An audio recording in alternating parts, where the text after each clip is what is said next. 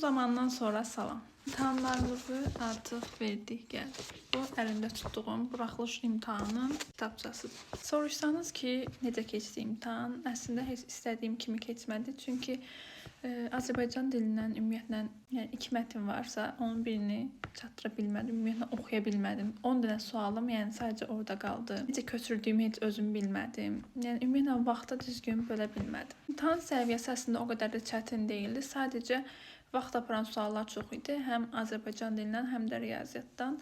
Riyaziyyatın açıq sualları, izahı tələb olunan suallar həddindən artıq vaxt tələb eləyirdi. Azərbaycan dilindən dil qaydaları düşünürəm ki, 2 mart və 9 mart imtahanlarına nisbətən daha qəliz formadaydı.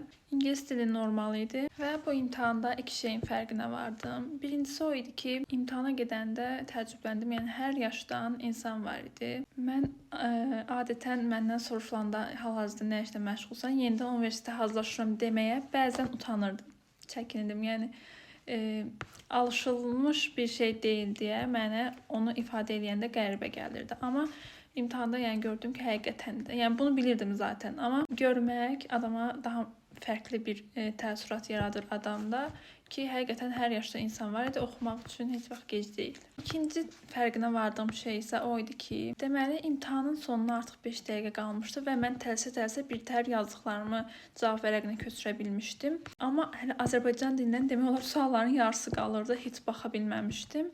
Çünki vaxtımı riyaziyyat suallarına sərf eləmişdim. İngilis dili də həmçinin öz yerində. Mən ilk dəfə imtahan verəndə əgər belə olsaydı, yəqin ki, o anda çox pis olardım. Sonra da çox pis olardım ki, yəni niyə belə oldu, niyə çatdıra bilmədim. Amma o anda bir anlıq həyəcanlandım imtahan anında. Sonra keçdi getdi ki, zaten belə oldu. Yəni buna başqa çarə yoxdur, artıq olub.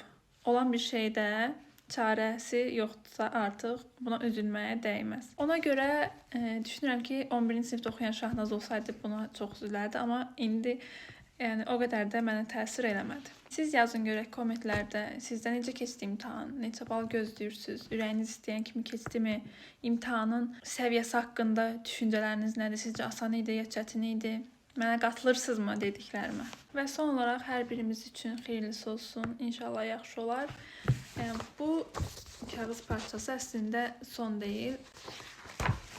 Bunu yenidən təkrarlayıb daha yaxşı formada düzəltmək olar. Əgər nəticəniz sizi incidirsə, üzürsə, yəni əslində buna heç dəyməz. Yenidən çalışıb daha yaxşı formada nəticə əldə edə bilərsiniz. Özünüzə yaxşı baxın. Hələlik.